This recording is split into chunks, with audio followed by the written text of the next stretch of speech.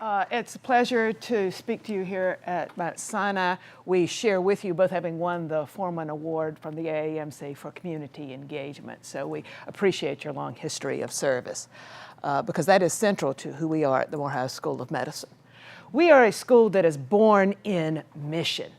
That it was recognized in the 70s there was a deficit of physicians in Georgia. There was an extreme deficit of African-American physicians, with the population of Georgia being about 33% black, but only 4% of physicians in Georgia at that time were black. And so we were to establish a school in the South, a historically black institution in 1975, is just the definition of audacity. But we are the school with outrageous ambition. And our mission from the beginning has had a tripartite mission of workforce diversity, care for the underserved, and primary care. And we've changed the wording of our mission through the years, but it has always been central to what we do. For other institutions, missions are somewhere in a dusty book or in an accreditation document. Ours is on our walls, in our hearts, and in our actions every day. We are a very mission-driven school.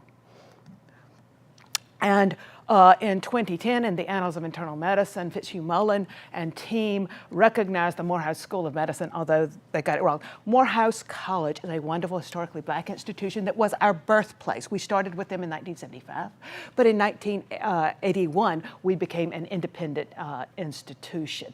And so we were listed as Morehouse College School of Medicine, which is incorrect in the original print article.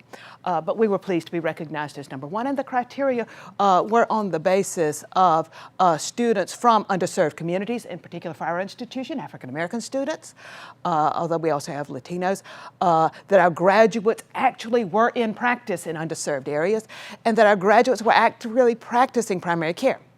I'm an internist, endocrinologist by training, and so the counting of primary care on the basis of first differentiation into residency, internal medicine could be a general internist, although now we know that most internists and a increasing number of pediatricians and others differentiate into subspecialties, so you cannot count it by original differentiation, but actual practice of primary care was the criteria. And of course, service to community. And indeed, our dynamic president and dean has established for us the vision of leading the creation and advancement of health equity.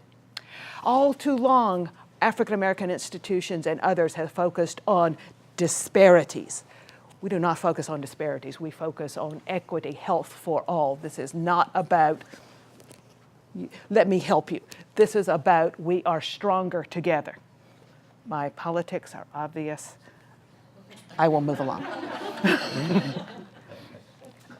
And this is a diagram of our Rainbow Coalition for the past 10 years. We had a class size of 56 at this time. And in this coat of many colors, you see the demographic of our class, with African-American women in most years being the predominant demographic, African-American men also being present. The class admitted in 2012 was the only one in the past 30 years that had gender equity. Otherwise, we've tended to be between 65 and 70% women, in part due to the tragedy of our nation, the fact that African-American men, and increasingly men of all backgrounds, are not pursuing higher education and are not in the applicant pool for medical education. But we are a coat of many colors. We have diversity on steroids, because a person that looks like a Bubba from the Sticks actually is an Uzbeki first-generation Georgian. That I did not do the picture of one of the shirts from our class of 2009, but it featured the over 11 different languages that were spoken by the students in that class. And of course, we have many individuals whose origin was Afro-Caribbean or African. And as I said before, our challenge has been the Georgia physician deficit. We are significantly supported by the state of Georgia. One of the outstanding aspects of our institution is how our leadership, again, we were established by Dr. Sullivan, who you may recall worked with Republicans. We work both sides of the aisle. Our leadership has been outstanding in working with state government and federal government for the shared mission of serving the underserved underserved urban and rural populations, particularly of Georgia. But Georgia has a physician deficit. Nationwide, there are 242 physicians for 100,000. In Georgia, there are 202. We have 4 medical schools that are allopathic and 1 osteopathic school. If all 580 graduates of our schools were retained in Georgia for 7 years, it would take that to fulfill this deficit.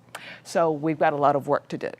But moreover, the issue of the percentage of physicians who are black. 13% of physicians in Georgia are now black. That's a considerable increase from the 4% at the time we were founded. But still, if all 4,000 of the graduates of the Georgia medical schools were black, they are not, were retained in Georgia, it would take that to make the percentage of Georgia physicians who are black be similar to that of the population we serve. So in spite of the impact we have had, there are still opportunities. And that's not to say that only black physicians can treat black patients or only women can treat women. This is to say that when the rainbow of individuals in the practice group mirrors the rainbow of the population we serve, we are all better off. And there's a need to grow on. This is national data from the AAMC, looking back to 1977 with the number of applicants waxing and waning through time. Actually, the prior peak was around 1974 in terms of total number of applicants. We're back up to 50,000 applicants to American medical schools. But the total number of applicants has waxed and waned. When the economy goes down, individuals that might have otherwise gone into finance or computer science decide that it's profitable to be a physician. It is important to recognize that the applications by Asians in green, by underrepresented groups, including Latinos and African Americans, has been more steady and not as changed as the waxing and waning by the whole population. This also does not look at the gender demographics of the applicants to medical school. It was less than 25% back in the 70s and is now just over 50% of the population. So white men, too, have run screaming from the room in terms of choosing healthcare as a career. Fortunately, we have a rainbow coalition of individuals so that the wonderful diversity of our pipeline is preserved. We are a small, young medical school. On a good day, we have about 250 full-time faculty. Yet we have over 25 independent, funded and unfunded pipeline efforts. Because we recognize that we have to change the shape of the river, we have to grow our own. I'm not going to go into detail on this today, but we have engagement with K through 12. And we recognize that most of the students in that elementary school that we work with, they're not going to be doctors. But if they persist to past high school education and get a solid, good-paying job, that individual and that individual's family will forever be healthier because high school graduation predicts health of an individual. So we know we're working on health of the community when we're just working on issues of academic achievement and staying in school. But of course, we also want to grow the credentials of individuals who are African American to think about a healthcare career and to be ready for a healthcare career. So we have a variety of interacting programs in that regard because we know there are barriers to matriculation. This is not our data, this is AAMC data on the old MCAT. So we're talking about the ranges of 0 to 45 as the scores. In the blue are the scores for whites, in the green for Asians, and that was self-identified by the applicants, and the data again was provided by the AAMC. And this is the MCAT scores for the applicants. Now, I'll sort of get back to this later. Around 100,000 people in any given year take the MCAT. Only 50,000 apply to AMCAS medical schools. What happened to those 50,000 people? People don't always apply in the same year they take it, so they're not quite the same number. But there is a lot of what we would uncomfortably call, in an OBGYN status, fetal wastage of individuals who went through all the agony of taking organic chemistry and getting ready for medical school and hoping for medical school throughout high school and college not to even apply. And so, that's a thought for us. And over here we have the same data on matriculants. We know that the curve for African Americans is shifted and nationwide. There is the data that whether it's GRE, GMAT, that the curve for African Americans is one standard deviation shifted for other populations. And by some individuals, this is considered to be intrinsic and genetic. We'll get to that. But overall, most programs don't look at an old score MCAT less than 24, wouldn't look at that at all, and many medical schools won't look at a less than 29 as being predictive of poor performance. So you can see that a huge proportion of applicants aren't even looked at in that context. But there are false assumptions going on here. We have a false assumption that an undergraduate GPA of 3.7 is necessary to success in medical school. And across that time frame, remember I showed you that there were some dips. The mid-80s to 1990 was a time frame of a dip in medical school application. My husband, a biostatistician who was serving on admissions committee at that time in Lubbock, Texas. It's not the end of this, but you can see it from there. He called it the warm body time frame. That the credentials of individuals admitted at that time was a GPA of 3.4 average or less. And there are individuals admitted in that cohort who are wonderful doctors today. Some of them might be in this room. So you don't have to have a 3.7. We have a luxury of highly qualified applicants and people who select out of the application pool who might have otherwise been good doctors. There is a false statement that the MCAT is a linear predictor of success in medical school. I'm not saying there's not a value in a standardized test.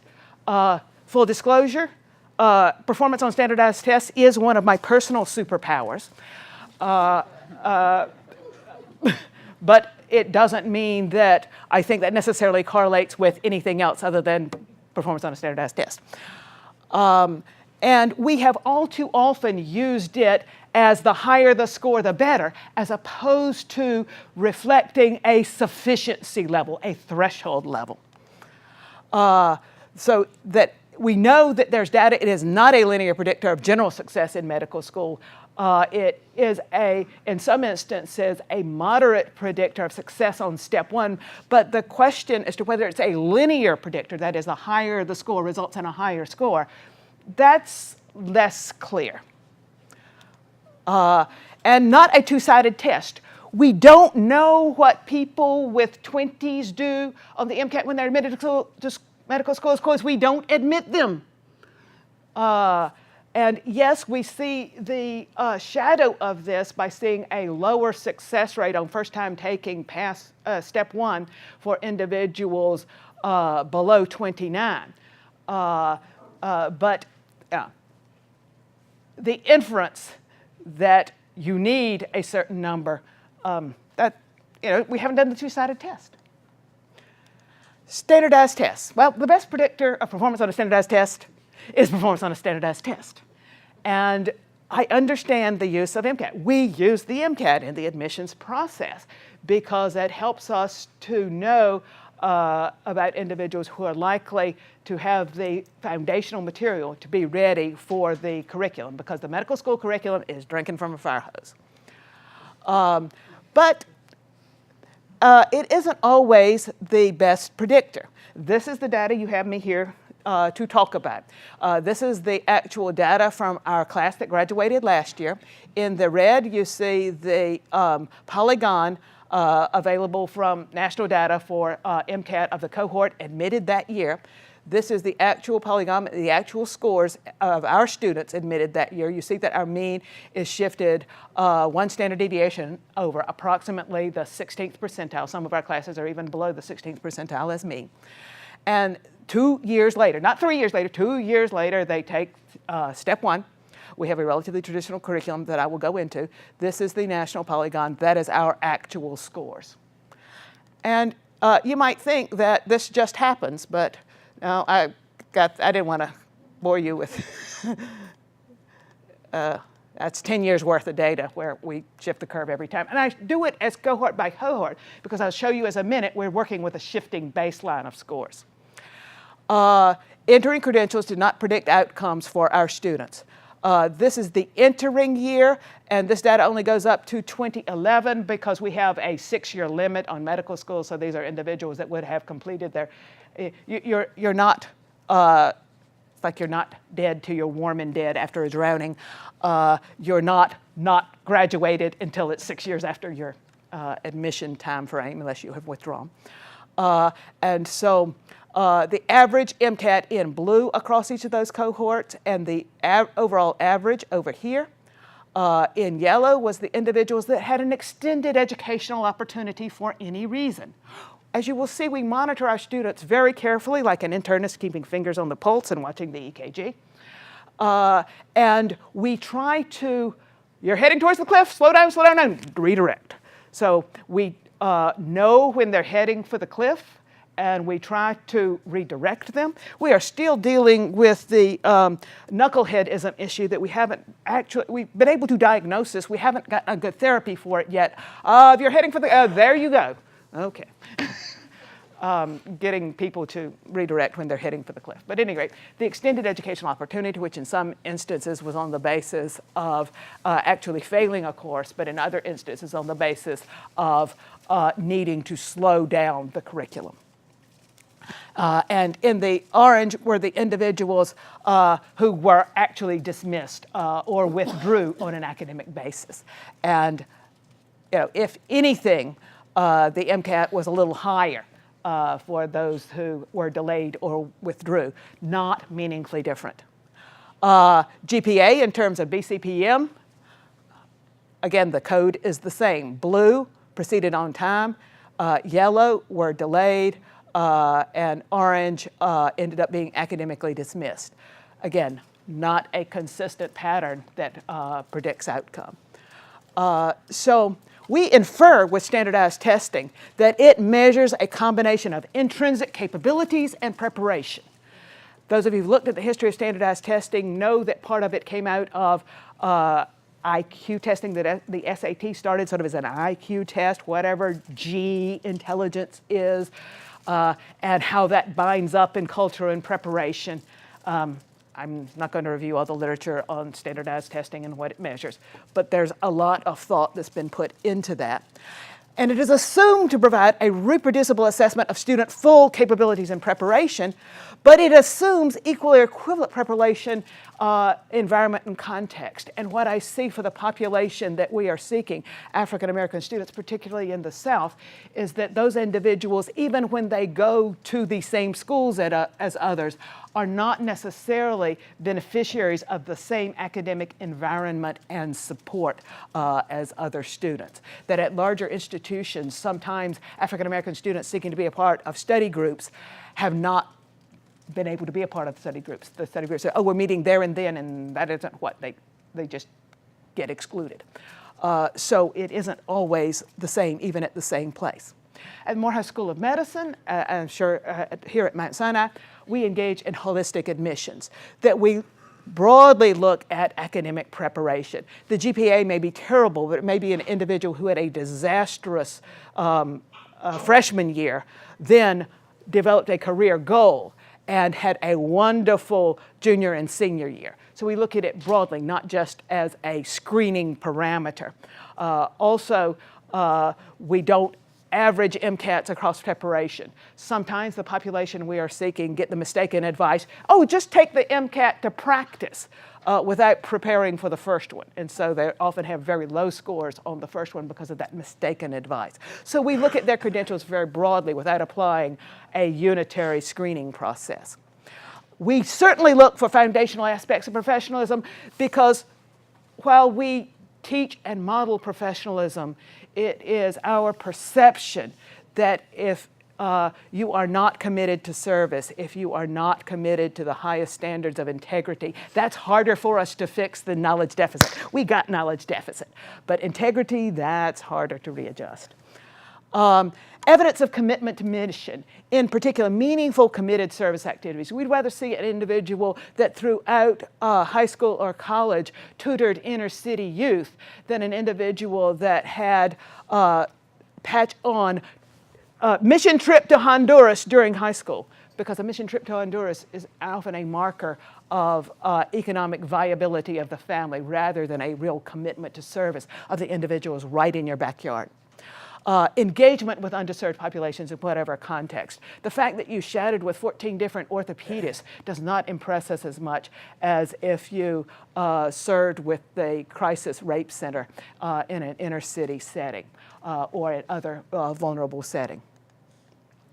And we look at scores in context of the individual, and we also look towards a threshold effect, knowing that higher scores don't necessarily predict higher performance. And these are the words of one of my colleagues from ETSU that is participating in the MCAT validity study sponsored by the AAMC. First of all, we focus on, can the person do it? And often that's where admissions committees get stuck on we like numbers, we are number-centric, can they do it? But also important is, will they? I think we've all had the individual who, usually child of a physician, where the career desire comes from outside the individual. They went to wonderful schools, they have the grades, they have the scores. Their passion is outsourced to their parents. Since you're drinking from a fire hose, it's very hard to have the energy to do the work that it takes in medical school if your parents have more ambition than you. And then should they? Just because they can doesn't mean they should. And again, getting to aspects of why you into this. As I say to the medical students, I have the pleasure of teaching them on the first day of first year. If you're in this for the money, get out now. It's too much work for the money. If you love it, it's the greatest job there is.